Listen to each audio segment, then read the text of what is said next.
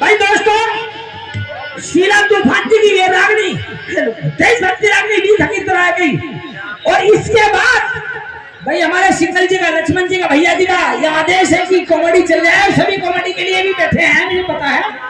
इस रागनी के बाद भाई कॉमेडी का प्रोग्राम होगा। देखिए रहिए, जोरदार ताली होकर रागनी को बिल्कुल शांत होकर के सुनेंगे। और ऐसी वीर हकीकत की रागनी है,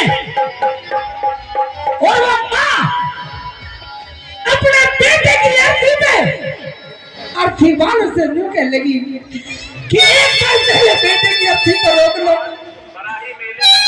और अपने बेटे की जो वो लाड़ लगाती थी, जो प्यार करती थी, राज दुलार करती